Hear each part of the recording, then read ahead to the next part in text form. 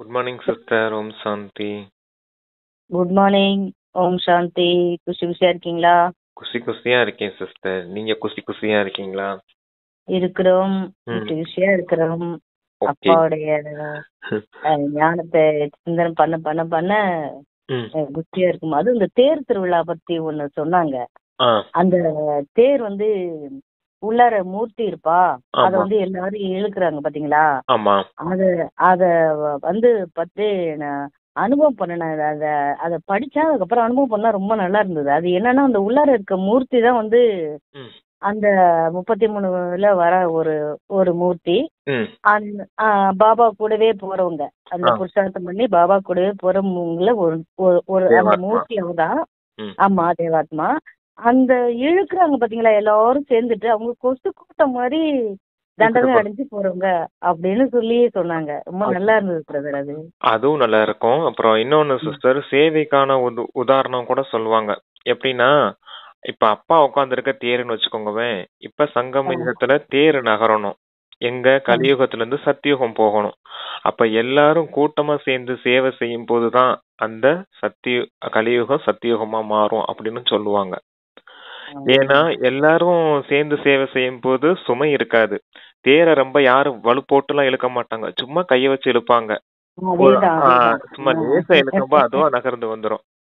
ஆனா ரொம்ப வலிமையா போட்டு இழுக்கணும்னு அவசியமே கிடையாது. ஏன்னா அவ்வளவு பேர் சேர்ந்து இழுக்கும் போது கொஞ்சம் கொஞ்சமா தேர் நகர்ந்துட்டு வந்துரும் அப்படிங்கிறதுக்காக சொல்லுவாங்க. சேவைக்கு அதுக்குதான் அந்த உதாரணம் சொல்லுவாங்க. கோவத்தரன் மலைக்கு தூக்கும் போது இந்த ஒத்த விரல கொடுத்துருக்கிறது எல்லாமே அப்புறம் அப்படியே இன்டர்லிங்கா இருந்துச்சு கம்பேர் பண்ணப்ப. ஆமா. அப்படித்தான் நல்லா சிஸ்டர். இருந்தது. இப்படித்தான் ஞான சிந்தனை செய்யணும். சிந்தனை செய்யும் போது நமக்கு மகிழ்ச்சி ஏற்படும். தந்தையின் மீது தீராத அன்பு ஏற்படும் நமக்கு. ஓகே சிஸ்டர், சூப்பர் அனுபவம்.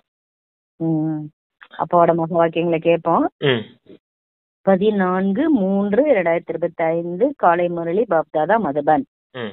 ஓம் சாந்தி. இனிமையான குழந்தைகளே, உங்களுடைய முகம் எப்போதும் மகிழ்ச்சியாக இருக்க வேண்டும். நம்மை பகவான் படிக்க வைக்கிறார் என்ற குஷி முகத்தில் பிரகாசிக்க வேண்டும். இன்னொரு அருமையான தலைப்பு கொடுத்திருக்காங்க. ஆமா, உங்களுடைய முகம் எப்பவும் மகிழ்ச்சியாக இருக்கணும். உங்களை தந்தை படிக்க வைக்கிறார் அப்படிங்கிற அந்த குஷி இருக்கணும். அதில் உங்களுடைய முகத்தில் பிரகாசிக்க வேண்டும் அப்படிங்கிட்டு இருக்காரு. Okay sister. அப்பா கேள்வி கேக்குறாங்க. இப்போது குழந்தைகளாகிய உங்களின் முக்கியமான முயற்சி என்ன? பதில்: நீங்கள் தண்டனையில் இருந்து தப்பிப்பதற்கான முயற்சி செய்து கொண்டு இருக்கிறீர்கள்.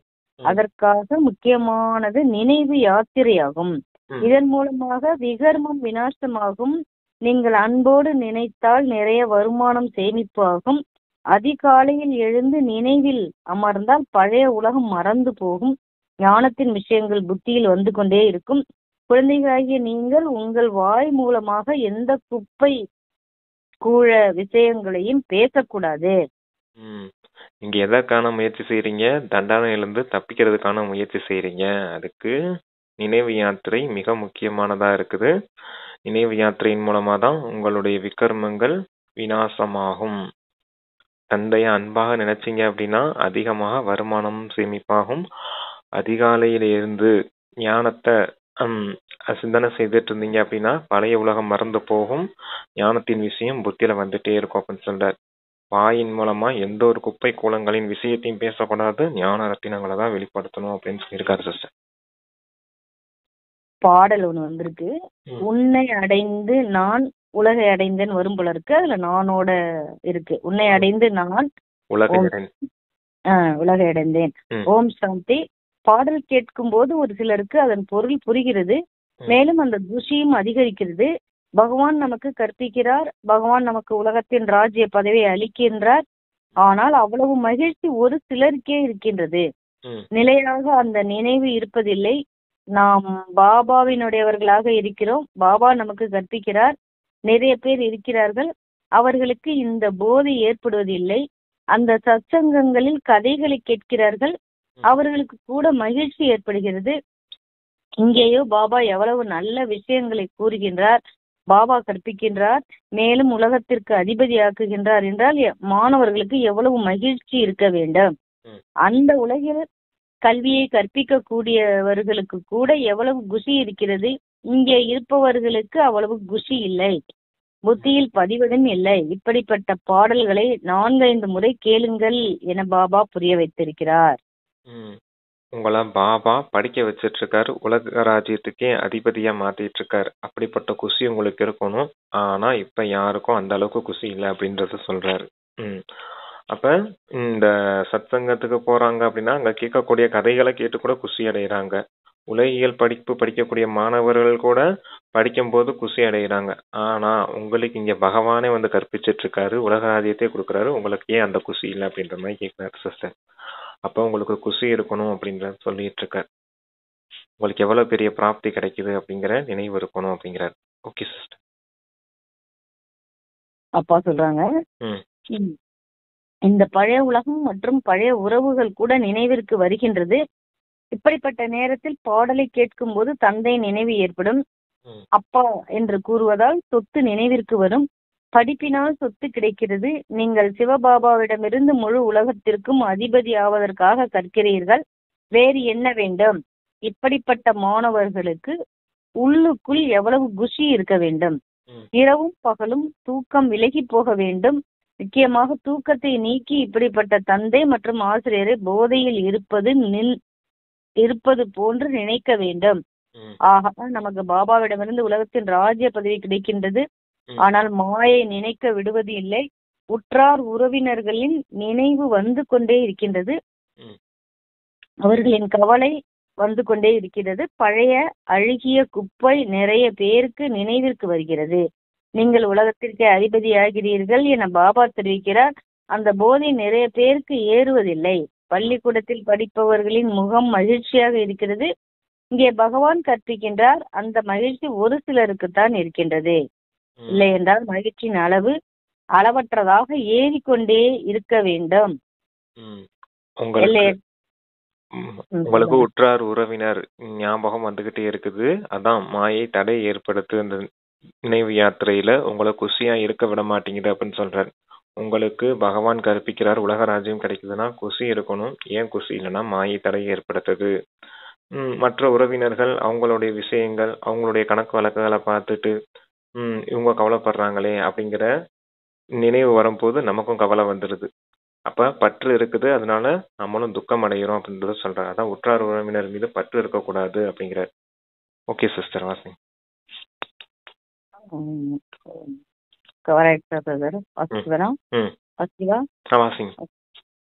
அளவற்றதாக ஏறிக்கொண்டே இருக்க வேண்டும். எல்லையற்ற தந்தை நம்மை படிக்க வைக்கின்றார். இதை மறந்து போகிறார்கள். இந்த நினைவு இருந்தால் குஷி இருக்கும். ஆனால் கடந்த காலத்தின் கர்ம போகம் கூட தந்தையை நினைக்க விடுவதில்லை. முகம் குப்பையின் பக்கம் செல்கிறது. பாபா அனைவருக்காகவும் கூறவில்லை. வரிசை கிரமத்தில் இருக்கிறார்கள். மகான் பாக்கியசாலி தந்தையின் நினைவில் இருப்பார்கள். பகவான் பாபா நம்மை கற்க வைக்கின்றார். இந்த படிப்பில் இந்த ஆசிரியர் நம்மை வக்கீலாக்குகிறார் என இருப்பது போல இங்கே நம்மை பகவான் பகவதி ஆக்குவதற்காக நம்மை கற்க வைக்கின்றார் என்றால் எவ்வளவு போதை இருக்க வேண்டும். கேட்கும் போது ஒரு சிலருக்கு போதை ஏறுகிறது. மற்றவர்கள் எதையும் புரிந்து கொள்வது இல்லை. குருவை வைத்துக் கொள்கின்றனர். பிறகு இவர்கள் நம்மை உடன் அழைத்து செல்வார்கள், பகவானை சந்திக்க வைப்பார்கள் என நினைக்கிறார்கள். அவர்களோ தானே பகவான் என்கிறார்கள். தங்களை மட்டும் சந்திக்க வைக்கிறார்கள். உடன் அழைத்து போவார்களா? மனிதர்கள் பகவானிடம் செல்ல வேண்டும் அல்லது சாந்திதாமும் அழைத்து செல்வார்கள் என்பதற்காகவே குருவை அடைகிறார்கள். இந்த தந்தை எதிரில் எவ்வளவு புரிய வைக்கிறார். நீங்கள் அதாவது எளிதில்னு இருக்க வேண்டியது எதிரில் இருக்குன்னு நினைக்கிறேன். இந்த தந்தை எளிதில் எவ்வளவு புரிய வைக்கிறார். நீங்கள் மாணவர்கள் கற்றுக் கொடுக்கக்கூடிய டீச்சரை நினையுங்கள்.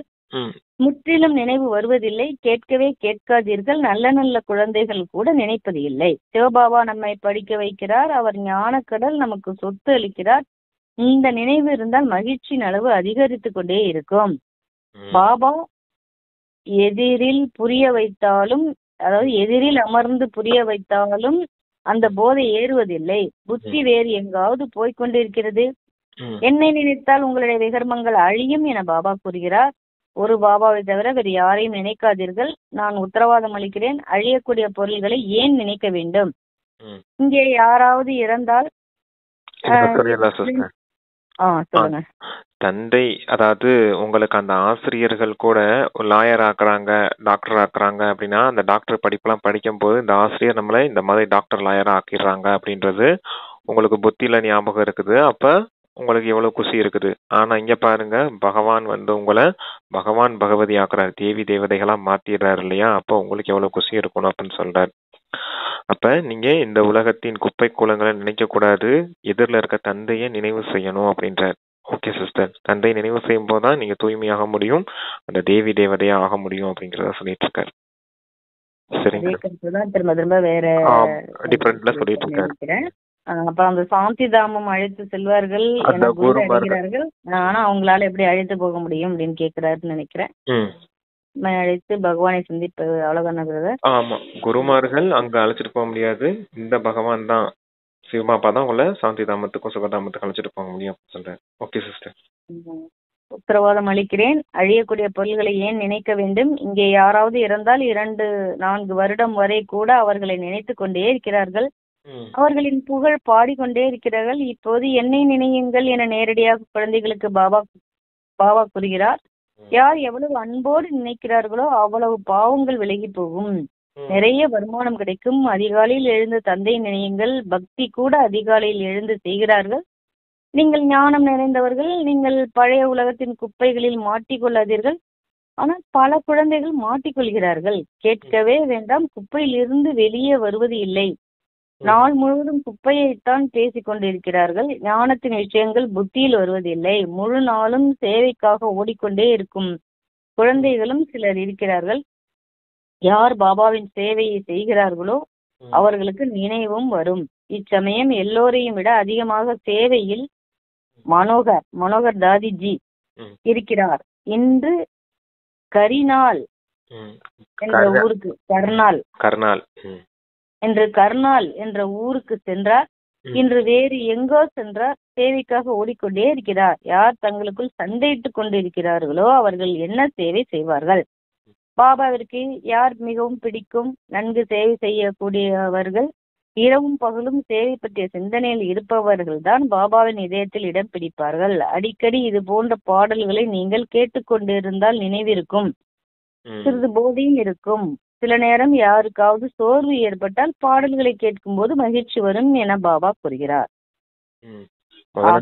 முதல்ல நினைவு யாத்திரையை பத்தி சொல்லிட்டு இருந்தாரு, இப்ப சேவையை பத்தி சொல்லிட்டு இருக்காரு. சேவை செய்யக்கூடிய குழந்தைகளை தான் பாபாவுக்கு ரொம்ப பிடிக்கும். இந்த மனோகர் தாதியை பாருங்க, ஒவ்வொரு நாளும் ஒவ்வொரு ஊர்லயா போய் சேவை செய்துட்டு இருக்காங்க அப்படின்னு சொல்லிட்டு இருக்காரு. Okay sister. அப்புறம் அந்த பாடல்களை பத்தி சொல்றார். இந்த பாபாவுடைய பாடல்கள் இருக்கு இல்லையா, மனச்சோர்வு அடையும் போது, ஏதாவது வீண் சிந்தனை ஓடிட்டு இருக்கும் போது பாட்டு கேட்டீங்கன்னா மகிழ்ச்சி ஏற்படும், உங்களுக்கு அந்த குஷி ஏற்படும், தந்தை நினைவும் இருக்கும் அப்படின்னு சொல்றாரு. Okay sister. மனோகர் தாதிஜி சொல்லிட்டேன். மறுபடியும் சொல்லியிருக்காருன்னு நினைக்கிறேன். திரும்ப சரி வாசிங்க. நாம் உலகத்திற்கே அதிபதியாகின்றோம். பாபா என்னை மட்டும் நினையுங்கள் என கூறுகிறார். இது எவ்வளவு எளிதான படிப்பு. பாபா நல்ல 10-12 ரெக்கார்டை தேர்ந்தெடுத்து வைத்து இருந்தார். இவ்வாறு ஒவ்வொருவரிடமும் இருக்க வேண்டும். இருப்பினும் மறந்து போகிறார்கள். சிலரோ போக போக படிப்பையே விட்டு விடுகிறார்கள். மாயை சண்டையிடுகிறது. பாபா தமோ பிரதான புத்தியை சுத்தமாக்குவதற்காக எவ்வளவு எளிய வழிமுறைகளை தெரிவிக்கிறார். இப்போது உங்களுக்கு சரி தவறை சிந்திக்கக்கூடிய புத்தி கிடைத்திருக்கிறது. ஓ பத்தித்த பவனா வாருங்கள் என தந்தையைத்தான் அழைக்கிறார்கள். இப்போது தந்தை வந்திருக்கிறார் என்றால் தூய்மையாக வேண்டும் அல்லவா? உங்கள் தலையில் பல பிறவிகளின் சுமை இருக்கிறது. அதற்காக எவ்வளவு நினைக்கிறீர்களோ தூய்மையாகிறீர்களோ மகிழ்ச்சியும் அதிகரிக்கும். சேவை செய்து கொண்டே இருக்கிறார்கள். ஆனால் தன்னுடைய கணக்கையும் வைக்க வேண்டும். நாம் தந்தையை எவ்வளவு நேரம் நினைக்கின்றோம்? நினைவின் சாட்டு யாரும் வைக்க முடியாது. வாணி கருத்துக்களை எழுதுகிறார்கள், ஆனால் நினைவு மறந்து போகிறது. நீங்கள் நினைவில் இருந்து சொற்பொழிவாற்றினால் நிறைய பலம் கிடைக்கும் என பாபா கூறுகிறார். இல்லை என்றால் நானே சென்று நிறைய பேருக்கு உதவி செய்கிறேன் என பாபா கூறுகிறார். சிலருக்குள் பிரவேசமாகி நானே சேவை செய்கிறேன். நானே சேவை செய்கிறேன். சேவை செய்ய வேண்டும் அல்லவா? யாருடைய பாக்கியத்தை ஏற்படுத்த வேண்டும் என பார்க்கிறேன். புரிய வைப்பவர்களுக்குள் இவ்வளவு புத்தி இல்லை என்றால் நானே பிரவேசமாகி சேவை செய்து விடுகிறேன். பிறகு ஒரு சிலர் பாபா தான் இந்த சேவை செய்தார் எனவும் எழுதுகிறார்கள். எங்களுக்குள் இவ்வளவு சக்தி இல்லை, பாபா தான் முரளியை நடத்தினார், நாங்கள் இவ்வளவு நன்றாக புரிய வைத்தோம். ஒரு சிலருக்கு அவர்களது அகங்காரம் வந்து விடுகிறது. நான் நன்மை செய்வதற்காக பிரவேசமாகிறேன், பிறகு அவர்கள் பிராமணியை விட வேகமாக செல்கின்றனர் என பாபா கூறுகின்றார். அதாவது சேவை செய்யும் போது நம்மளால இவ்வளவு சேவை செய்ய முடியாது நமக்கே தெரியும். அப்ப இந்த சேவையை பாபா தான் பிரவேசமாயி செய்விச்சார் அப்படின்னு நமக்கு உணர்வு இருக்கணும். ஆனா நம்ம சிலர் எப்படி வந்துடுறாங்க அப்படின்னா, நான் செய்தேன் அப்படிங்கிற அந்த அகங்காரத்துல வந்துடுறாங்க அப்படின்றத சொல்றாரு. இந்த குருமார்கள் கூட இருக்காங்க இல்லையா, அந்த குருமார்களை பத்தி கூட என்னமோ சொல்லியிருந்தார். அவங்க கூட ஏதோ ஒன்று சொல்லியிருந்தார். சரி விடுங்க. அந்த சேவை செய்யும் போது அகங்காரத்துல வந்து சேவை செய்யக்கூடாது. மற்றவர்களுக்கு புரிய வைக்கிறதுக்கு அந்த அளவுக்கு புத்தி இல்லைன்னா கூட நான் உங்களுக்கு பிரவேசமாகி உங்க மூலமா அவங்களுக்கு புரிய வைக்க வேண்டிய கருத்துக்களை புரிய வச்சுட்டுருவேன் அப்படின்றத சொல்றாரு சிஸ்டர். குருமார்களை பத்தி என்ன சொன்னாரு என்று பத்தித்த போனா வாருங்கள், என தந்தைத்தான் அழைக்கிறார்கள், இப்போது தந்தை வந்திருக்கிறார், தூய்மையாக வேண்டும் அல்லவா, உங்கள் தலையில் பல பிறவிகளின் பாவம் இருக்கிறது. யாரும் வாணி கருத்துக்களை வந்து எழுதுகிறார்கள், ஆனால் நினைவு மறந்து போகிறது. அதாவது இல்லை என்றால் நானே சென்று நிறைய பேருக்கு உதவி செய்கிறேன் என பாபா கூறுகிறார். சிலருக்கு பிரவேசமாகி நானே சேவை செய்கிறேன், சேவை செய்ய வேண்டும், யாருடைய பாக்கியத்தை ஏற்படுத்த வேண்டும் என பார்க்கிறேன். புரிய வைப்பவர்களுக்குள் இவ்வளவு புத்தி இல்லை என்றால் நானே பிரவேசமாகி சேவை செய்து விடுகிறேன். நல்ல பெரிய விஷயம் அது. நம்ம அதான் நாம செய்தோம் நினைக்க கூடாது, அது பாபா தான் செய்விச்சார் அப்படின்ற நினைவுல இருக்கணும். நம்ம தான் சொல்லியிருப்போம், நம்ம தான் செஞ்சிருப்போம், இருந்தாலும் நமக்கு புத்தியில் அந்த அளவுக்கு சக்தி இருந்திருக்காது, சொல்றதுக்கு தைரியமும் இருந்திருக்காது. இருந்தாலும் எதிரில் இருக்கவங்க நல்ல குழந்தைங்களா இருந்தாங்கன்னா பாபாவை பிரவேசமாகி சொல்லிடுவேன் அப்படிங்கிறது மாதிரி சொல்றாரு சிஸ்டர். பாபாவே பிரவேசமாகி சொன்ன பிறகு அவங்க அந்த பிராமணியை விட வேகமா புருஷார்த்தம் பண்ணி மேல வந்துடுறாங்கன்னு சொல்றாரு பாரு. ஆமா, அந்த குருமார்களை பத்தி அந்த குருமார்களை பத்தி சொன்ன விஷயம் என்னன்னா, இப்ப குருமார்கள் இருக்காங்க, ஆனா படிக்கக்கூடிய மாணவர்கள் சிஷியர்கள் குருவை விட நல்ல முயற்சி செய்யக்கூடியவங்களா இருப்பாங்க இல்லையா, குருவை விட நல்ல நினைவு செய்யக்கூடிய அதை சொல்றாரு. ஓகே சிஸ்டர், சரி வாசிங்க. பாபா அப்பா சொல்றாங்க, யாராவது முட்டாளை அனுப்பிவிட்டால் இவர்களை விட நாமே நன்றாக புரிய வைப்போம் என அவர்கள் நினைக்கிறார்கள். குணமும் இல்லை, இவர்களை விட நம்முடைய நிலையே நன்றாக இருக்கின்றது. ஒரு சிலர் தலைமையில் இருந்தால் மிகவும் போதை ஏற்படுகிறது, மிகவும் பகட்டோடு இருக்கிறார்கள். பெரிய மனிதர்களை கூட நீ நீ என்று பேசுகிறார்கள். அவர்களை தேவி தேவி என கூறினால் அதிலும் மகிழ்ச்சி அடைவார்கள். இவ்வாறு பலர் இருக்கிறார்கள். ஆசிரியரை விட மாணவர்கள் புத்திசாலி ஆக்கி விடுகிறார்கள். தேர்வில் தேர்ச்சி பெற்றனர் என்றால் ஒரு பாபா தான் அவரே ஞானக்கடல். பெற்றனர் என்றால் ஒரு பாபா தான் அவரே ஞானக்கடல். அவர் மூலமாக நீங்கள் படித்து பிறரை படிக்க வைக்கிறீர்கள். சிலர் நன்கு தாரணை செய்கிறார்கள், சிலர் மறந்து போகிறார்கள். மிகப்பெரிய முக்கியமான விஷயம் நினைவு யாத்திரையாகும். நம்முடைய விகர்மம் எப்படி விநாசமாகும்? சில குழந்தைகளின் நடத்தை இவ்வாறு இருக்கிறது.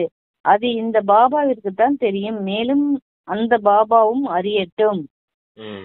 அந்த சேவை நான் செய்தேன் அப்படின்னு வந்துட்டாங்கன்னா எப்படி வரும் அப்படின்னா, அவங்களுக்கு அகங்காரம் வந்துடும். பெரியவங்களும் கூட நீ வா போன்னு மரியாதை இல்லாம பேசுவாங்க அப்படின்னு சொல்றாரு. அப்படிப்பட்டவங்க தான் அப்படிப்பட்ட நடத்தை உடையவங்களா மாறிடுவாங்க. ஏன்னா நான் நல்லா ஞானம் சொல்றேன், எனக்கு புத்தி இருக்குது, உனக்கு அந்த அளவுக்கு இல்லை அப்படிங்கிறது மாதிரி அகங்காரத்துல வந்துட்டா இப்படிலாம் பேசுவாங்க. கூடவே நாம அவங்கள தேவி தேவி அப்படின்ற மாதிரி கூப்பிட்டோம் அப்படின்னா அவங்க அதுல கூட மகிழ்ச்சி அடைகிறாங்க அப்படின்னு சொல்றாரு. அதான் தன்னை உயர்ந்தவங்கன்னு நினைக்கிறது, மற்றவங்களாம் தனக்கு கீழே தான் அப்படின்ற மாதிரி நினைக்கிறது மாதிரி வந்துருவாங்க அப்படின்றார். பாபா செய்த காரியத்தை தன்னுடைய இது நினைச்சிட்டா, நான் செய்தேன் அப்படிங்கிற நினைவு வந்துருச்சுன்னா, அந்த அகங்காரம் வந்துருச்சுன்னா இப்படிலாம் நடத்தை உடையவர்கள் இருக்காங்க அப்படின்றத பாபா சொல்றாரு. இப்ப என்ன நம்ம புரிஞ்சுக்கணும்னா, நாம இந்த மாதிரிலாம் நடந்துக்க கூடாது, ஒருபோதும் அகங்காரத்தின் உணர்வு உங்களுக்குள்ள எழும்பக்கூடாது அப்படிங்கிறதுக்காக சொல்றேன். செய்பவர் செய்விப்பவர் பாபா தான், நான் வெறும் கருவிதான் அப்படிங்கிற உணர்வுல இருக்கணும் அப்படின்றதுக்கு சொல்றாரு சிஸ்டர். சொல்றாங்க, இப்போது குழந்தைகளாகிய நீங்கள் தண்டனைகளிலிருந்து தப்பிப்பதற்காக முக்கியமாக முயற்சி செய்ய வேண்டும்.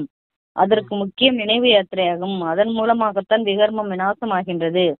ஒரு சிலர் பணத்தால் உதவி செய்கிறார்கள். நாம் பணக்காரர் ஆகலாம் என நினைக்கிறார்கள். ஆனால் தண்டனைகளில் இருந்து தப்பிப்பதற்காக முயற்சி செய்ய வேண்டும். இல்லை என்றால் தந்தைக்கு முன்பு தண்டனை அடைய வேண்டி இருக்கும். நீதிபதியின் குழந்தை இது போன்ற வேலைகளை செய்தால் நீதிபதிக்கு இழுக்காக இருக்கும் அல்லவா? நான் யாரை பாலனை செய்கிறேனோ அவர்களுக்கு தண்டனையும் கொடுப்பேன் என பாபாவும் கூறுகிறார். அச்சமயம் பாபா இவ்வளவு புரிய வைத்தார், படிப்பித்தார். நாம் கவனம் கொடுக்கவில்லையே என தலை குனிந்து ஐயோ ஐயோ என்பார்கள். பாபாவுடன் தர்மராஜ் கூட இருக்கிறார் அல்லவா? அவருக்கு ஜாதகமே தெரியும். இப்போது நீங்கள் நடைமுறையில் பார்க்கிறீர்கள். 10 வருடங்கள் தூய்மையாக வாழ்ந்தனர். திடீரென்று மாயை குத்துவிட்டது, வருமானம் அழிந்து விட்டது, பத்தித்தமாகிவிட்டனர். இவ்வாறு நிறைய எடுத்துக்காட்டுகள் உள்ளன. பல பேர் விழுகின்றார்கள். மாயாவின் புயலில் முழு நாளும் வீழ்ச்சி அடைகின்றனர். பின் பாபாவையும் மறைக்கின்றனர். பாபாவிடமிருந்து நமக்கு எல்லையற்ற ராஜ்ய பதவி கிடைக்கிறது. அந்த மகிழ்ச்சி இருப்பதில்லை. காமத்திற்கு பின்னால் மோகமும் இருக்கிறது. இதில் பற்றற்றவர்களாக மாற வேண்டும். பத்தித்தர்களை ஏன் நினைக்க வேண்டும்? இவர்களுக்கும் கூட நாம் பாபாவின் அறிமுகத்தை கொடுத்து எழுப்ப வேண்டும் என்ற எண்ணம் வேண்டும். இவர்களை எப்படியாவது சிவாலயத்திற்கு தகுதியுடையவராக மாற்ற வேண்டும். இவ்வாறு உள்ளுக்குள் வழிமுறைகளை கண்டுபிடியுங்கள். ஓகே சிஸ்டர், சொல்லிடலாம். அதாவது ஃபர்ஸ்ட் அகங்காரத்தை பத்தி சொல்லியிருந்தாரு. அடுத்து தர்மராஜர் உங்களுக்கு தண்டனையும் கொடுப்பாரு இல்லையா அப்படின்றத சொல்றார். தந்தையாவும் இருக்கேன், தர்மராஜராகவும் இருக்கேன். நீங்க இந்த தண்டனையிலிருந்து 63 பிறவிகளின் பாவ கர்மத்துல இருந்து விடுபடணும் அப்படின்னா நினைவு யாத்திரையில இருக்கணும். நினைவு யாத்திரையின் மூலமா தான் உங்களுடைய பழைய விகர்மங்கள் விநாசமாக்கப்படும் அப்படின்னு சொல்றாரு. அதாவது ஒரு ஜட்ஜு இருக்காங்க அப்படின்னா அவர் தன்னுடைய குழந்தைய வளர்க்குறாரு அப்படின்னா அவங்க நடத்தை சரியில்லாம இருந்தாங்கன்னா அது ஜட்ஜுக்கு இழுக்கு இல்லையா அப்படிங்கிறத சொல்றாரு. அதே போல தந்தை நீதிபதி இல்லையா, நீதிபதியின் குழந்தைகள் எப்படி இருக்கணும், அது அவருக்கு சமமா இருக்கணும் இல்லையா அப்படிங்கிறத சொல்றாரு. அப்போ உங்களுடைய நடத்தை நல்லா இருக்கணும் அப்படின்னு சொல்றாரு. அடுத்து என்ன சிஸ்டர் சொன்னாரு? அடுத்து காமத்தை பத்தி சொல்றாரு.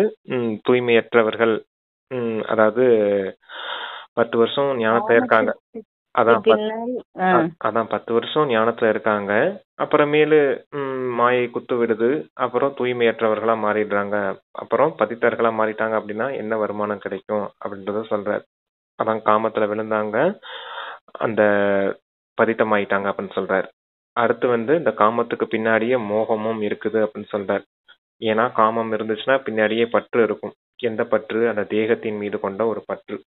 அகங்காரம் சொன்னாரு, அடுத்து காமம் சொன்னாரு, அடுத்து இப்ப மோகம் சொல்லிட்டு இருக்காரு. மோகமும் மிகப்பெரிய விஷயம். அந்த மோகமும் அந்த தேகத்தின் கவர்ச்சியில் இழுத்துக்கிட்டே இருக்கும் உங்களை அப்படின்றத சொல்றாரு. அப்ப இவங்களெல்லாம் யாருமே நினைக்க கூடாது. ஆனா ராவணன் மாயை இவ்வளவு மோசமாக இருக்குது. இதற்கு இடையில தான் நீங்க தந்தை நினைவு செய்து உயர்ந்த பதவியை அடையணும் அப்படின்றத சொல்றாரு சிஸ்டர். அப்புறம் ஐயோ ஐயோன்னு தலை குனிஞ்சு நிக்கிற மாதிரி வரும் பச்சாதான் தர்மராஜ் புரியல அப்படின்னு சொல்லி சொன்னாரு. ஆமா, அதாவது ஒரு அண்டா நிறைய சமையல் செஞ்சு போட போற நேரத்துல நம்ம புண்ணியம் அதை கொடுத்து தானம் கொடுத்து புண்ணியம் தேட வேண்டிய நேரத்துல ஒரு சொட்டு அதுல விஷம் விழுந்துருச்சுன்னா அதை நம்ம என்ன செய்ய முடியும்? எதுவுமே அந்த விஷத்தை எடுத்துட்டு எல்லாருக்கும் பரிமாற முடியுமா? முடியாது. கொண்டு போய் அப்படியே கீழே கொட்டுறது தவிர ஒரு வழி கிடையாது. அதே போல எத்தனை வருஷம் நம்ம புருஷார்த்தம் பண்ணாலும் ஒரு தரம் காமத்துல விழுந்துட்டோம்னா திரும்ப அது எல்லாமே முடிஞ்சு போச்சு. திரும்ப அதை மறுபடியும் தான் நம்ம புண்ணிய கணக்கை சேர்க்கணும். அதுலயும் பச்சாதாபப்பட்டு நம்ம மன்னிப்பு கேட்கணும் அப்படின்னு சொல்லி சொன்னாங்க. ஆனாலும் அத்தனை வருஷம் செய்த அனுபவம்னு ஒண்ணு இருக்குது அவங்களுக்கு. அப்ப புருஷார்த்தம் கை கூடி வரும். அந்த அனுபவத்துக்கு அவங்களுக்கு புருஷார்த்தம் வரும். ஆனா புண்ணிய கணக்கு இருக்காது அப்படிங்கிறது. ஓகே ஓகே, சரிங்க சிஸ்டர்.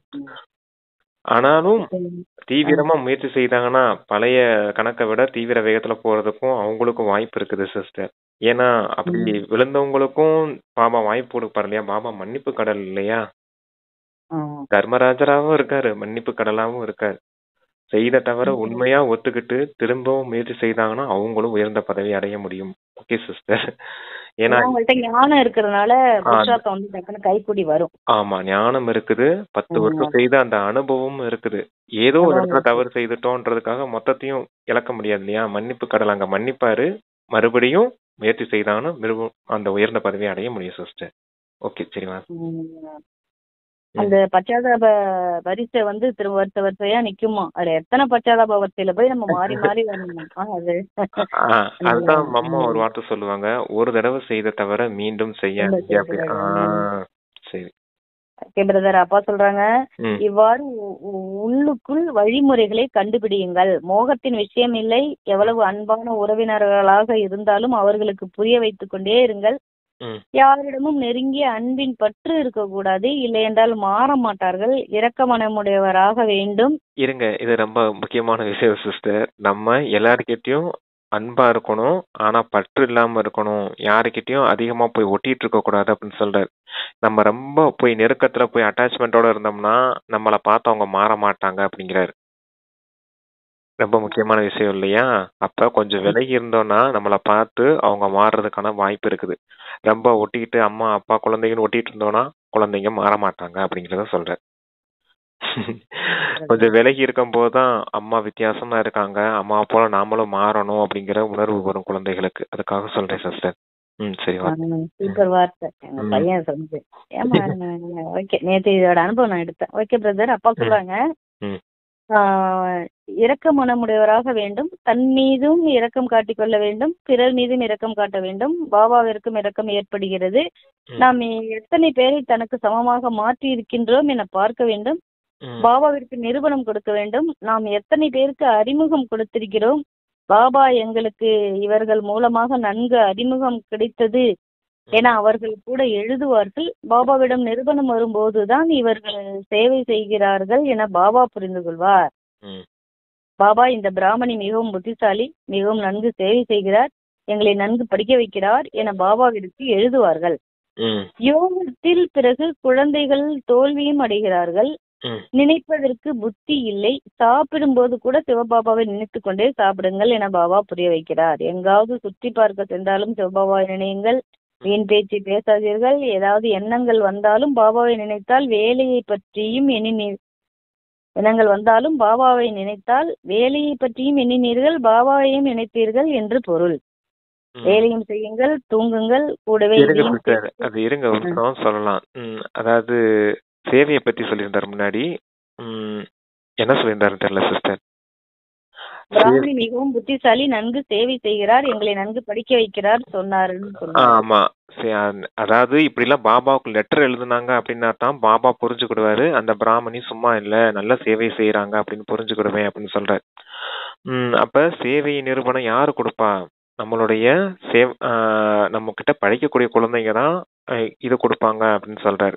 பாபாவுக்கு இவங்க நல்லவங்க, இவங்க நல்ல சேவை செய்யறாங்க அப்படின்ற சர்டிபிகேட்டு பரிவாரத்துக்கிட்ட தான் கிடைக்கும் அப்படிங்கிறத சொல்றாரு சிஸ்டர். அடுத்து நினைவு யாத்திரைக்கு சொல்றாரு, நீங்க சாப்பிட்டாலும் உட்காந்தாலும் எந்திரிச்சாலும் எங்க வெளியே போய் சுத்தி வந்தாலும் வீண் விஷயங்களை பேசிட்டு இருக்காதீங்க, தந்தை நினைவுல இருங்க அப்படின்னு சொல்றாரு. வேலையும் செய்தீங்க, என்னையும் நினைச்சீங்க அப்படின்னு சொன்னார் இல்லையா, அதை மட்டும் வாசிங்க சிஸ்டர். அதாவது சிவபாபாவை நினையுங்கள், வீண் பேச்சு பேசாதீர்கள். ஏதாவது எண்ணங்கள் வந்தாலும் பாபாவை நினைத்தால் வேலையை பற்றியும் எண்ணினீர்கள், பாபாவையும் நினைத்தீர்கள் என்று பொருள். வேலை செஞ்சுக்கிட்டே பாபாவை நினைச்சிட்டு வேலை செஞ்சோம்னா ரெண்டையும் செஞ்சோம்னா நம்ம புருஷார்த்தமும் செய்யறோம், பாபாவை நினைக்கிறோம் அப்படிங்கிற மாதிரி சொல்றாரு. அடுத்து பாபா நினைத்தீர்கள் என்று பொருள். வேலையும் செய்யுங்கள், தூங்குங்கள், கூடவே இதையும் செய்யுங்கள் என்று பாபா கூறுகிறார். ஆமா, எந்த காரியம் செய்தாலும் அது தந்தை நினைவு கலந்தே இருக்கணும் அப்படின்றத சொல்றாரு. குறைந்தபட்சம் 8 மணி நேரம் நினைக்க வேண்டும். இது கடைசியில் நடக்கும். மெல்ல மெல்ல உங்களின் சாட்டை அதிகரியுங்கள். 2 மணி நேரம் நினைத்தேன், பிறகு போக போக சாட்டு குறைந்து கொண்டே போகிறது என சிலர் எழுதுகிறார்கள். அதையும் மாயை மறைத்து விடுகிறது. மாயை மிகவும் பலசாலியாக இருக்கிறது. யார் இந்த சேவையில் முழு நாளும் பிஸியாக இருக்கிறார்களோ அவர்களே நினைக்க முடியும். அடிக்கடி பாபாவின் அறிமுகத்தை கொடுத்து கொண்டே இருங்கள். பாபா நினைக்க வேண்டும் என்பதை வலியுறுத்துகின்றார். நாம் நினைக்கவில்லை என்பது நமக்கே தெரியும். நினைவில்தான் மாயை தடைகளை ஏற்படுத்துகிறது. படிப்பு மிகவும் எளிதாகும். எளிதா பாபா வந்து ஞானம் சொல்லிடுறாரு, நமக்கு டக்குன்னு ஏறி போயிடுது. ஆனா அதை வச்சுட்டு நினைவு பண்ணும் போதுதான் மனசு இங்க ஓடி போயிடுது, மாயை தடை ஏற்படுத்துதுன்னு சொல்றாரு. ஆமா, ஏன்னா 8 மணி நேரம் தந்தை நினைவு செய்யுங்க, ஆனா 2 மணி நேரம் தான் தந்தை நினைவு செய்யறீங்க அப்படின்னா கூட அதுவும் கூட நான் காலப்போக்கில் கொஞ்சம் கொஞ்சமா குறையுது அப்படின்றத சொல்றாரு. 8 மணி நேரம் நினைவு செய்யணும், அது இறுதி நிலையில ஏற்படும் அப்படிங்கிறத சொல்றாரு. ஆனா இப்ப சார்ட் அதிகரிச்சுக்கிட்டே போகணும், குறைஞ்சுக்கிட்டே போகக்கூடாது அப்படின்னு சொல்லியிருக்காரு சிஸ்டர். நல்லா நினைவு செய்யணும் அப்படின்னு. படிப்பு, ஞானம், முரளி சொல்றோம். சரி, ஓகே. அந்த ஞான முரளியை சிந்தனை செய்யறோம். சிந்தனை செய்து தந்தை நினைவு ஏற்படுத்துறோம் அப்படின்னா எவ்வளவு நேரம் நினைவு இருந்தோம் அப்படின்றத கவனம் வைங்க அப்படின்ட்டு சொல்றாரு. Okay sister. ஆனாலுமே ஒரு நேரத்துக்கு வீண் சிந்தனை ஓடிக்கிட்டே இருக்கும், பின்னாடியே ஞானமும் ஓடிக்கிட்டே இருக்கும் நமக்கு. இந்த வீண் விஷயத்துக்கெல்லாம் எப்படி முற்றுப்புள்ளி வைக்கிறது, இந்த விகார விஷயங்களுக்கெல்லாம் எப்படி முற்றுப்புள்ளி வைக்கிறதுன்னு பின்னாடி ஞான சிந்தனை ஓடிக்கிட்டே இருக்கும். அதனால அக்யூரேட்டா நம்மளால கணக்கெடுக்கவே முடியாது. அதுவும் இருக்குது. அதனால அலௌகிக நேரத்துல எவ்வளவு தரணும் நினைக்க முடியாது. 24 மணி நேரம் தந்தை நினைவு செய்யறதுக்கான முயற்சி செய்துட்டே இருங்க. அதுல கண்டிப்பா அந்த 8 மணி நேரம் கணக்கு வந்துடும் அப்படிங்கிறதுக்காக சொல்றாரு சிஸ்டர். என்னமோ சொல்ல வந்தீங்க. சொல்றாங்க, படிப்பு மிகவும் எளிதாகும். பாபாவிடம் நாம் படிக்கின்றோம். எவ்வளவு செல்வத்தை எடுக்கிறோமோ அவ்வளவு பணக்காரராக மாறுவோம். பாபா அனைவரையும் படிக்க வைக்கிறார் அல்லவா? முரளி அனைவரிடமும் செல்கிறது. நீங்கள் மட்டுமல்ல, அனைவரும் படித்துக் கொண்டிருக்கிறார்கள். முரளி கிடைக்கவில்லை என்றால் கதறுகிறார்கள். ஒரு சிலரோ கேட்பதே கிடையாது, அப்படியும் இருக்கிறார்கள். அப்படியே நடந்து கொண்டு இருக்கிறார்கள்.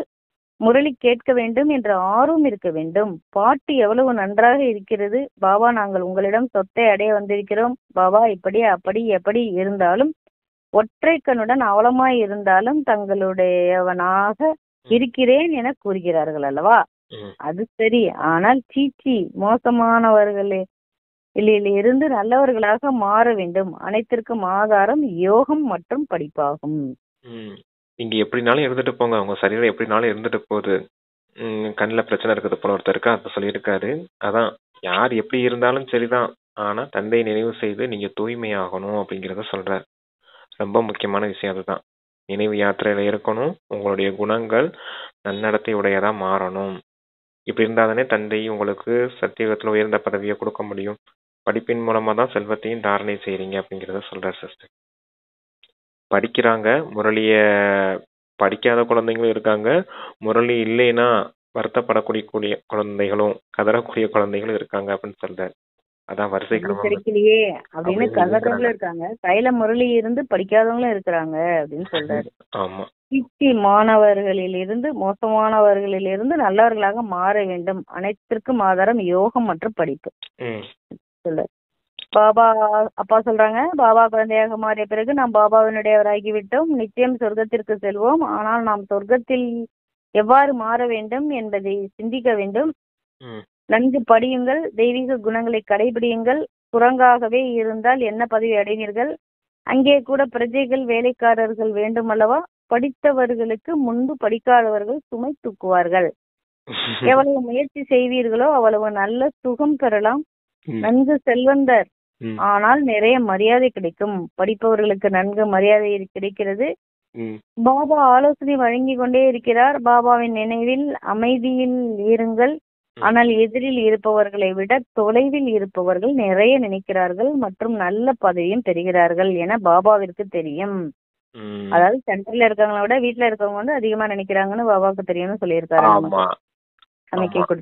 ஆமா, நல்லா படிக்கணும். நல்லா படிச்சீங்கன்னா உயர்ந்த பதவி கிடைக்கும். குறைவா படிச்சீங்கன்னா அங்க ராஜ்யத்துல வேலைக்காரர்கள் பதவி தான் கிடைக்கும். அப்ப படித்தவர்கள் முன்பு படிக்காதவர்கள் சுமை தூக்குறாங்க அப்படிங்கிறத சொல்றாரு. ராஜ்யத்துல இங்க நல்லா படிச்சவங்க அங்க ராஜ்யத்துல உயர்ந்த பதவியில இருப்பாங்க. இங்க குறைவா படிக்கிறவங்க அங்க தாசதாசிய பதவியோ இல்ல வேலைக்காரர் பதவியோ கிடைக்கும். அப்ப படிச்சவங்க முன்னாடி படிக்காதவங்க சுமை தூக்குறாங்க இல்லையா அப்படின்றத சொல்றாரு. அப்ப இங்கேயே நல்லா படிச்சிட்டோம்னா அங்க உயர்ந்த பதவி அடையலையா இல்லையா அப்படின்றதே சொல்றீங்க சிஸ்டர். எல்லாத்துக்கும் ஆதாரம் ஞானத்தை கேட்கணும், அது சிந்தனை பண்ணிட்டே இருக்கணும். ஆமா, சிந்தனை பண்ணணும், யோகா பண்ணணும், அத வாழ்க்கையில கொண்டுட்டு வந்து செயல்பாட்டுல கொண்டுட்டு வரணும். அதான் குணங்கள் கொண்டு வந்து சுபாவத்தை மாத்தணும். உடனே நம்ம இறங்க வேணும் இல்லையா? அதுக்காக தெய்வீக குணங்களை வந்து நினைச்சு அதையும் கொண்டு வந்துகிட்டே இருக்கணும் ஒவ்வொரு நம்மளுடைய வாழ்க்கையில ஒவ்வொரு நிகழ்வுலையும். அதான் இல்ல, ஞானத்தையும் யோகத்தையும் வாழ்க்கையில தாரணை செய்யறதுதான் செயல்பாட்டுல கொண்டுட்டு வர்றதுதான் குணங்கள். நம்ம செயல்பாட்டுல கொண்டுட்டு வந்துட்டாலே அது குணமா மாறிடும்.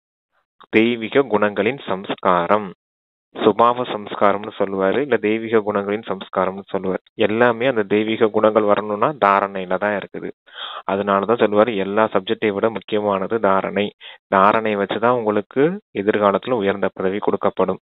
ஏன்னா எப்ப தாரணை ஏற்படும்னா ஞான யோகத்தையும் ஒழுங்கா பயிற்சி பண்ணிருந்தீங்கன்னா கண்டிப்பா தாரணை வந்துடும். அதனாலதான் அதை மட்டும் பாக்குறேன் அப்படின்னு சொல்றாரு சிஸ்டர். சரி வாசிங்க.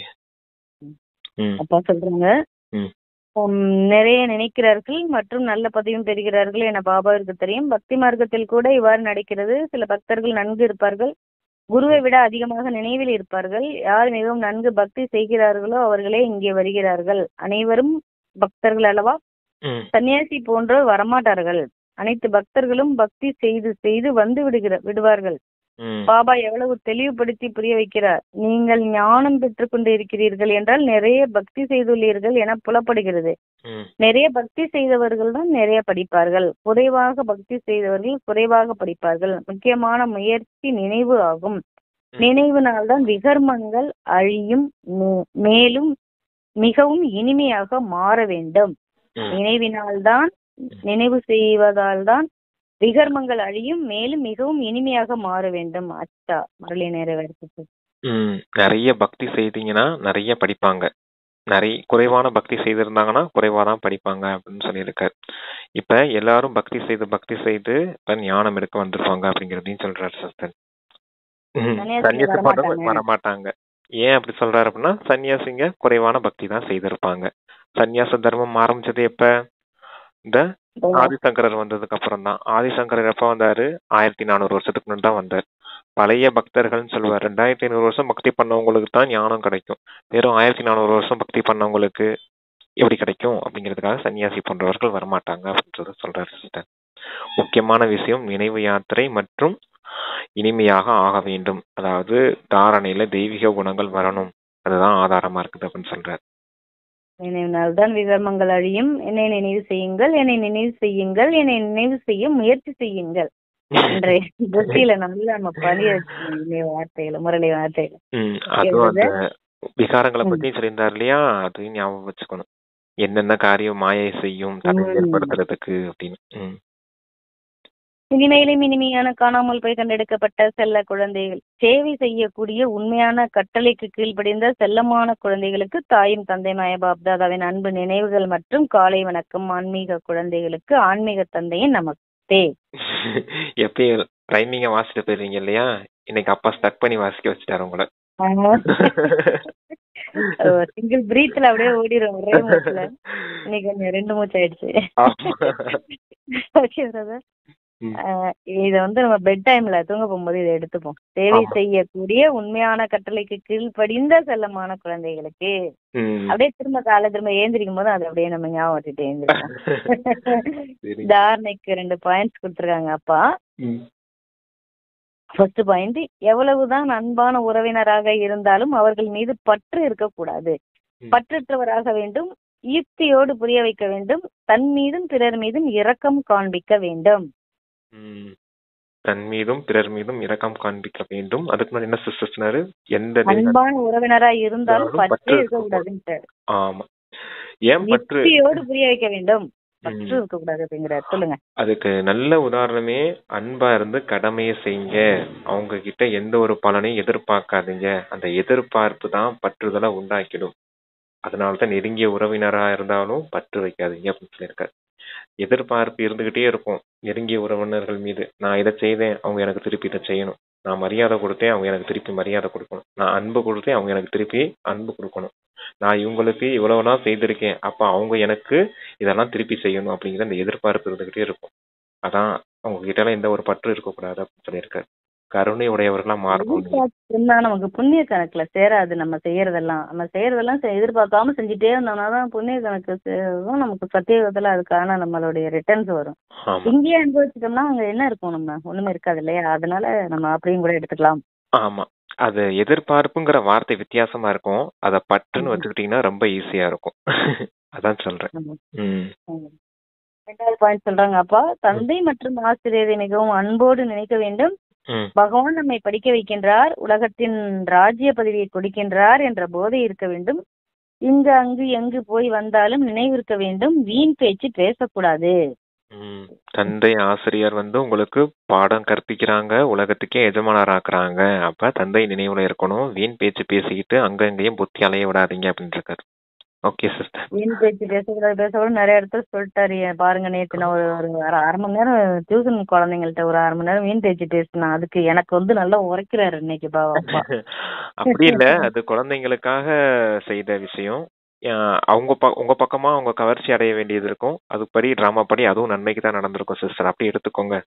ஏன்னா முடிஞ்சு போச்சு, முடிஞ்ச விஷயங்களும் நன்மைக்கு தான் நடந்திருக்கும்னு எடுத்துக்கோங்க. அதை பத்தி சிந்தனை செஞ்சுட்டு இருக்காதீங்க. இனி கரெக்டா நடக்கிறதுக்கு முயற்சி செய்யுங்க, அவ்வளவுதான். பிரதர், அப்பா வரதானம் கொடுக்குறாங்க. அழிவற்ற ஆன்மீக நிறத்தின் உண்மையான ஹோலி மூலம் பாப்சமான் ஸ்திதியின் அனுபவியாகுக. அழிவற்ற ஆன்மீக நிறத்தின் உண்மையான ஹோலி மூலம் பாப்சமான் ஸ்திதியின் அனுபவியாகுக. நீங்கள் பரமாத்மாவின் நிறத்தில் நிறமாக மாறிய ஹோலி ஆத்மாக்கள். பரமாத்மா நிறத்துல வந்துடுறோம், அதுக்கப்புறம் அந்த நிறமா மாறிய ஆத்மாக்கள் சொல்றாரு. கோழிக்கு கலர் பொடி அடிப்பாங்க நேத்து சொன்னோம் இல்லையா? அது போல இப்ப அந்த சாயம் படியுது. பரமாத்மாவின் நிறம், பரமாத்மாவுடைய கலர் உங்களுடைய கலரா மாறக்கூடிய ஹோலி ஆத்மாக்கள். பரமாத்மாவுடைய நிறம் என்ன? அந்த தூய்மை, அந்த 7 விதமான குணங்கள் இருக்கு இல்லையா? அதத்தான் 7 ரெயின்போஸ்னு 7 விதமான கலரா காமிச்சிருக்காங்க. விப்ஜிஆர்னு சொல்லுவாங்க இல்லையா? Violet, indigo, green, blue, yellow, orange red. அந்த 7 விதம் நேத்து நடத்தின குழந்தைங்களுக்கு காம்போனன்ட்ஸ் ஆஃப் ஒயிட் லைட்னு பிள்ளைங்க கேட்டானுங்க. அப்படியா? அந்த 7 விதமான குணங்கள் தான் அந்த 7 விதமான லைட்டா காமிச்சிருக்காங்க. அதான் அந்த கலர்ஸ், டிஃபரெண்ட் கலர்ஸ் இருக்கு இல்லையா? அந்த சாயம் எல்லாம் தந்தை கிட்ட இருந்து நம்ம மீது படியுது. இப்ப அதத்தான் அங்க ஹோலியா வெறும் ஸ்தூல கலர் பொடி எடுத்து ஒருத்தவங்க மேல ஒருத்தவங்க அடிச்சுக்கிறாங்க. அதான் ஹோலி கொண்டாடுறதுன்னு சொல்றாங்க. இங்க குணங்களின் சாயம் படியுது அப்படிங்கறத சொல்ற. அதான் ஹோலி ஆத்மாக்கள் அப்படின்னு சொல்றாரப்பா. சரி, வாசிங்க. சங்கம யுகம் ஹோலி வாழ்க்கைக்கான யுகம். அழிவற்ற ஆன்மீக நிறம் ஏற்பட்டும் கொடுத்திருக்கு. இங்க ஏற்படும் போதும் அப்படின்னு வரணும்னு நினைக்கிறேன். அழிவற்ற ஆன்மீக நிறம் ஏற்படும் போது சதா காலத்திற்கு பாப்சமான் ஆகி விடுகிறீர்கள். ஆக உங்களுடைய ஹோலி என்பது தந்தையின் தொடர்பு என்ற நிறத்தின் மூலம் தந்தைக்கு சமமாவதாகும். அந்த அளவிற்கு உறுதியான நிறம் இருக்க வேண்டும். மற்றவர்களையும் சமம் ஆக்கிவிட வேண்டும். ஒவ்வொரு ஆத்மாவின் மீதும் அழிவற்ற ஞானத்தின் நிறம், நினைவு என்ற நிறம், அநேக சக்திகள் என்ற நிறம், குணங்கள் என்ற நிறம், சிரேஷ்ட விருத்தி என்ற நிறம், சுபபாவனை, சுப விருப்பம் என்ற ஆன்மீக நிறம் ஏற்படுத்த வேண்டும். சங்கக்கா ரங்கு அப்படின்னு சொல்லுவார் இல்லையா? உங்களுடைய சங்கத்துல வரவங்களுக்கும் உங்களுடைய குணங்கள் பதியணும் அப்படிங்கிறார். நீங்க முதல்ல தந்தை கிட்ட தந்தை நிறத்தை உங்களுடைய நிறமா மாத்திக்கிட்டீங்க, தந்தையின் குணத்தை உங்களுடைய குணங்களா மாத்திக்கிட்டீங்க. இப்ப நீங்க என்ன செய்யணும் அப்படின்னா, நீங்க முதல்ல தந்தைக்கு சமமான ஆயிடுறீங்க. தந்தையின் நிறத்தை வாங்கிட்டு நீங்க மற்றவர்களையும் உங்களுக்கு சமமா மாத்துங்க அப்படிங்கிறத சொல்றாரு. அதான் தந்தை கிட்ட இருந்து நீங்க வாங்கிய ஞானம், குணம், சக்தி எல்லாத்தையும் மற்றவர்களுக்கு எதன் மூலமா வெளிப்படுத்தணும் அப்படின்னா, உங்களுடைய நினைவின் மூலமா, நினைவின் சக்தியின் மூலமா, உங்களுடைய விருத்தி, உள்ளுணர்வு, அந்த வைப்ரேஷன்ஸ் மூலமா, நீங்க கொடுக்கக்கூடிய சுப பாவனையின் மூலமா, சுப காமனை, சுப விருப்பங்கள் மூலமா அவங்களுக்கும் உங்களுடைய சாயத்தை பூசுங்க அப்படின்னு சொல்றார். அந்த கலர், அந்த குணங்களின் கலர், ஞானத்தின் கலர், சக்தியின் கலர் அவங்க மீதும் படியணும் அப்படிங்கிறார். அதத்தான் உண்மையான ஹோலி கொண்டாடுறது அப்படின்னு சொல்றார். குணங்களின் சாயம் பூசுறது அப்படின்னு ஞாபகம் வச்சுக்கோங்க. சாயம்னா கலர், நிறம்னு சொன்னார் இல்லையாப்பா? நிறம் எல்லாமே கலர்ஸ் தான். குணங்களின் கலர்ஸ், அவ்வளவுதான். Okay sister. சுபபாவனை, சுப விருப்பம், அது எப்படி ஞாபகம் வச்சுக்கணும்? ஸ்மிருதி, விருத்தி, சுபபாவனை, சுபகாமனை. இதன் மூலமாலாம் அடுத்தவங்களுக்கு நீங்க சாயம் பூசப்படுறதுக்கு. கை இருந்தா தானே சாயம் பூசுவோம் நம்ம. இப்ப ஸ்தூலமா சாயம் பூசணும்னா கை வேணும்ல சிஸ்டர். ஆத்மாவுடைய அந்த இந்திரியங்களான அந்த புத்தி, நினைவு, ஸ்மிருதி, தந்தை கிட்ட நினைவு செய்து தந்தையின் சக்தி, குணங்களை வாங்கி மற்றவர்களுக்கு கொடுக்கறோம் இல்லையா? அது உள்ளுணர்வின் வைப்ரேஷன்ஸ். நம்மளுடைய உணர்வுகள், நல்ல உணர்வுகளை இவங்களுக்கும் நன்மை ஏற்படட்டும் அப்படிங்கிற அந்த சுப பாவனை, சுப விருப்பங்கள்லாம் வெளிப்படுத்தலையா? ஆசீர்வாதம் கொடுக்கறோம் இல்லையா? அதெல்லாம் அதன் மூலமாதான் நீங்க வெளிப்படுத்தலாம், அவங்களுக்கு சாயம் பூசலாம் அப்படின்றத சொல்ற.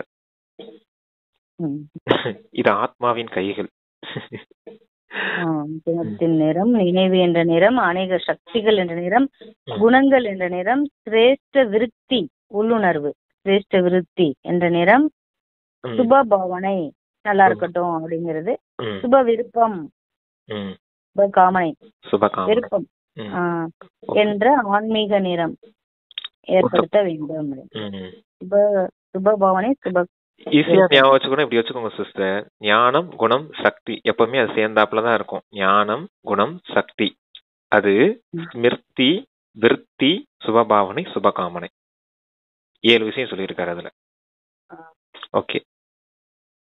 அப்பா ஸ்லோகன் சொல்றாங்க, திருஷ்டியை அலௌகீகமாக, மனதை குளிர்ச்சியாக, புத்தியை கருணையுடையதாக மற்றும் வாயை இனிமையானதாக ஆக்குங்கள். இதுதான் ஸ்ரீமத் சிஸ்டர். பார்வை எப்படி இருக்கணும் உங்களுக்கு? அலௌகிக பார்வையா இருக்கணும். எப்படி அலௌகிக பார்வையா மாறும்? ஆத்மாவை பார்க்கக்கூடிய பார்வையா இருக்கணும், இல்ல பரிஸ்தா ரூபத்தை பார்க்கக்கூடிய பார்வையா இருக்கணும். அதத்தான் அலௌகிக பார்வை இருக்கணும் உங்களுக்கு. மனம் குளிர்ச்சியா இருக்கணும் அப்படின்னா மனம் எப்போ அமைதியா இருக்கணும், அது சாந்தியா இருக்கணும். அப்படிங்கிறதுக்காக தான் அமைதியா இருக்கணும், குளிர்ந்து இருக்கணும். அது எப்பவும் அந்த ஆவேசத்திலயோ கோபத்திலயோ எரிஞ்சிட்டு இருக்க கூடாது. அதான் மனம் எப்பவும் அமைதியா இருக்கணும். அது மனதுக்கான ஸ்ரீமத்து. புத்தி எப்பவும் கருணை நிறைஞ்சதான் இருக்கணும். இப்ப மேல பார்த்தோம் இல்லையா, சுபபாவனை சுப காமனை. அவங்க பாவம், அவங்களுக்கும் நன்மை ஏற்படட்டும், நம்ம கொடுக்கக்கூடிய அந்த சுப பாவனை தான் எதன் மூலமா கொடுக்கறோம்னா அந்த புத்தியின் மூலமா. அதான் புத்தியில கருணை இருக்கணும் அப்படின்னு சொல்லியிருக்காரு. இப்படி இருக்கும்போது வாய் கூட இனிமையானதா இருக்கும் அப்படின்னு சொல்றாரு. வாய் உங்களுக்கு இனிமையான வார்த்தைகளை பேசுங்க, குறைவா பேசுங்க, மெதுவா பேசுங்க அப்படின்னு சொல்றாரு இல்லையா, அன்பா பேசுங்க அப்படின்லாம் சொல்றாரு இல்லையா.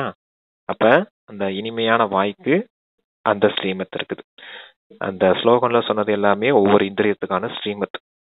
Okay sister. அலௌகிகமாக, மனதை குளிர்ச்சியாக, புத்தியை கருணையாக, வாயை இனிமையாக ஆக்குங்கள் ஸ்லோகன். அப்ப அவ்யக்த இஷாரா கொடுக்குறாங்க. சத்தியம் மற்றும் பண்பாடு என்ற நாகரீகத்தை தாரணை செய்யுங்கள். சத்தியத்தின் சக்தி சொரூபமாகி போதையுடன் பேசுங்கள், போதையுடன் பாருங்கள். நான் சர்வசக்திவான் அரசாங்கத்தின் சேவகர்கள் என்ற நினைவில் இருந்து யதார்த்தம் மற்றவர்களை யதார்த்தத்தில் கொண்டு வாருங்கள். சத்தியத்தை வெளிப்படுத்த வேண்டுமே தவிர மறைக்க கூடாது, ஆனால் பண்பாட்டுடன் வெளிப்படுத்த வேண்டும். நான் சிவனின் சக்தி என்ற போதை இருக்க வேண்டும். தைரியமான சக்திகளுக்கு சர்வசக்திவானின் உதவி கிடைக்கும். இது சேவைக்காக அப்பா சொல்லியிருக்காரு. சக்தி, சத்தியத்தின் சக்தி சொரூபமாகி அப்படின்னு சொல்லியிருக்காரு. சக்தி சொரூபமாகி போதையோடு பேசுங்க. போதையோடு எதை பேசணும்? போதையோட எதை பேசணும்? ஞானத்தை பேசணும், சத்தியத்தை பேசணும் அப்படிங்கிறது இருக்கு. போதையோடு பேசுங்க, போதையோட பாருங்க. யதார்த்தம் மற்றவர்களை யதார்த்தத்துல கொண்டுட்டு வாங்க. அவங்க தேகம்னு புரிஞ்சு வச்சிருக்காங்க, தேகம் இல்ல ஆத்மான்னு சொல்லித்தரல ஞானம். இந்த சத்தியத்தை பேசுங்க, ஆனா அத பண்பாடோட பேசுங்க அப்படின்னு சொல்லியிருக்காரு. அடுத்து என்ன சிஸ்டர் சொன்னாரு? சர்வசக்தியான அரசாங்கத்தின் சேவகர் என்ற நினைவில் இருந்து யதார்த்தம் மற்றவர்களை யதார்த்தத்தில் கொண்டு வாருங்கள். சத்தியத்தை வெளிப்படுத்த வேண்டும், தவிர மறைக்க கூடாது. பண்பாட்டுடன் வெளிப்படுத்த வேண்டும். சிவனின் சக்தி என்ற போதை இருக்க வேண்டும். தைரியமான சக்திகளுக்கு சர்வசக்திவானின் உதவி கிடைக்கும். நான் சிவனின் சக்தி அப்படிங்கிற நினைவு இருக்கணும். பரமாத்மா என்னுடைய துணைவர் அப்படிங்கிற நினைவுல இருந்து, அந்த நினைவுல இருந்தீங்க அப்படின்னா சர்வசக்திவானுடைய உதவி உங்களுக்கு கிடைக்கும். அவங்களுக்கும் தந்தையின் அறிமுகத்தை கொடுத்த பாக்கியம் உங்களுக்கு கிடைக்கும் இல்லையா அப்படிங்கறத சொல்றாரு. மேல கூட சொல்லியிருந்தார்ல சிஸ்டர், நான் கூட உங்களுக்குள்ள பிரவேசமாகி உங்க புத்தில ஞானம் இல்லைனாலும் அந்த சமயத்துல நான் கூட சேவை செய்வேன் அப்படின்னு. அதே போல இங்கேயும் சொல்ற, சர்வசக்திவான் துணை, தைரியமான குழந்தைகளுக்கு சர்வசக்திவானுடைய உதவி கிடைக்கும் அப்படின்னு சொல்லியிருக்காரு. Okay sister. பாபாக்கு நன்றி. Thank you sister. இன்னைக்கு நம்ம யோகா பண்ணும்போது கிச்சனுக்கு போகும்போதெல்லாம் அந்த தலைப்புல சொன்னார்ல பிரதர், முகம் பிரகாசிக்க வேண்டும்னு. ஆமா, அதை எடுத்துப்போம். உண்மையான குழந்தைகளே, உங்களுடைய முகம் எப்போதும் மகிழ்ச்சியாக இருக்க வேண்டும். நம்மை பகவான் படிக்க வைக்கிறார் என்ற குஷி முகத்தில் பிரகாசிக்க வேண்டும். நான் அதுல ஒரு பாயிண்ட் வச்சிருந்தேன் சிஸ்டர். என்ன பாயிண்ட் அப்படின்னா, அப்பா நமக்கு புத்திக்கான சாப்பாடு போடுறாரு, நம்ம எல்லாரும் இவங்க வயிற்றுக்கான சாப்பாடு போடுறோம் அப்படிங்கிற நினைவு இருக்கணும். நம்ம என்ன சாப்பாடு செய்யறோம்? வயிற்றுக்கான சாப்பாடு கொடுக்குறோம். அப்பா நமக்கு என்ன சாப்பாடு கொடுக்குறாரு? புத்திக்கான சாப்பாடு கொடுக்குறாரு. நம்ம வாயில அரைச்சு வயிற்றுக்கு இது பண்றோம், சாப்பாடு பண்றோம். கொடுக்குறோம். ஆனா நம்ம புத்தினால அசை போட்டுட்டே இருக்கோம் அந்த ஞானத்தை அப்படிங்கறத ஞாபகம் வச்சுக்கணும் சிஸ்டர். நம்ம ஏதாவது ஒரு டார்கெட் வச்சுட்டோம்னால நமக்கும் இந்த சார்ட் வந்து அதிகமாகும். இல்லைன்னா எங்கேயாவது டக்கு டக்குன்னு அது ஓடிடுது. ஒவ்வொரு வேலைக்குமே நான் ஒவ்வொன்னு வச்சிருப்பேன் சிஸ்டர். அது ஒரு நாள் வீடியோவா போட்டு கூட சொல்றேன். Okay okay brother. பாபாவுக்கு நன்றி. அருமையான ஸ்லோகன் கொடுத்த பாபாவுக்கு நன்றி. Thank you brother. சாந்தி. தேங்க்யூ பாபா.